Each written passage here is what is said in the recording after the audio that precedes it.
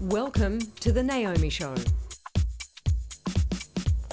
Hi there, I'm Naomi Robson. Now, in our last episode, I was talking to psychologist John Aiken about what to do if you suspected if your partner was cheating.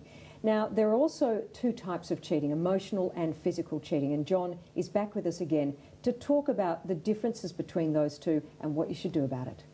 You know, the emotional one, just as painful, where you're finding that your partner's having long lunches with someone, but they'll be talking about things that they shouldn't be talking about. They might have pet names, you know, for each other, and they'll be texting and having a very exclusive relationship. They may not have been physical, but there's this emotional bond between them that is starting to isolate you. I thought that was really interesting because when I interviewed the guys about cheating, you know, my three panels of three guys, they were saying that emotional cheating seemed to almost wind them up more than the thought of physical cheating. Yeah. Well, you know, that emotional bond that you're getting with that person and the exclusive nature of it and the intimacy, you know, and there's nothing worse than thinking, okay, you know, the marriage that I've got going on here, you know, my wife, for instance, is telling this other person at work about our issues. And they're becoming very close through what's, you know, the problems with us. So there's that real betrayal, even though it's not physical. And then the pet names and the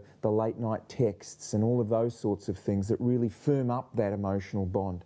And it really is just as destructive as simply having the sex or kissing or, you know, the hand holding or, you know, basically the physical sign of crossing the boundary. So if you are concerned about that in your relationship, what could you do? Well, I think you do need to bring it up, and you need to bring it up in a way which is gentle, but have the evidence that you need to talk to them about. So rather than just say, I'm thinking that maybe this is going on, but I don't know, say, you know, this and this and this, I've noticed these changes here. Can you tell me what's happening in your life? So you can actually target tangible things rather than just throwing out generalisations. But with the emotional cheating, is it really cheating? And I don't know what it is, but with this, what we call emotional cheating, what can someone do about it if that's what their partner is doing? Because well, in short, yes, it is cheating. And the way you need to get it to stop is to bring it clearly to the attention of your partner, to say, this is how I feel when you're doing this. I feel small, or I feel second best. I feel neglected or unimportant. I feel betrayed. So hitting them with feelings is really important. And also saying, you know, the boundaries need to be this. So our relationship isn't discussed with this person. You don't have exclusive texts. You don't catch up for coffee without me being around. And these pet names, that stops. So you're giving them a clear blueprint as to what's unacceptable with the emotional cheating and what needs to be different. That's a really tough one, isn't it?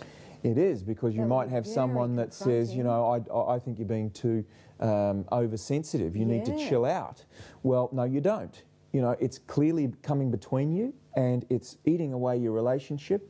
Make it clear how it makes you feel, give them a blueprint and say we need to stick to this. And if the marriage is number one, which it should be, then they're going to need to change their behaviour. If they don't, then it's telling you something. That's some tough love, John. Yeah, but look, when it comes to cheating, make sure they know exactly what the boundaries are. And having that conversation, you know, when you're really good together isn't such a problem because you know where you stand right from the word go, black and white. That's true. And the rule of thumb is that if you're doing something with someone that if your partner was standing next to you at the time and would feel uncomfortable about, then you're doing the wrong thing. So keep that in mind if you're listening to this and thinking, oh, it's touch and go. If your partner's not going to be happy about you talking about sex with some hot woman at work, then you're doing the wrong thing. Okay. There it is. That's it. Make it clear. Yep. Okay. Thank you so much for that, John. And thank you so much for your company. We'll see you next time. Your love life, let's talk about it at naomishow.com.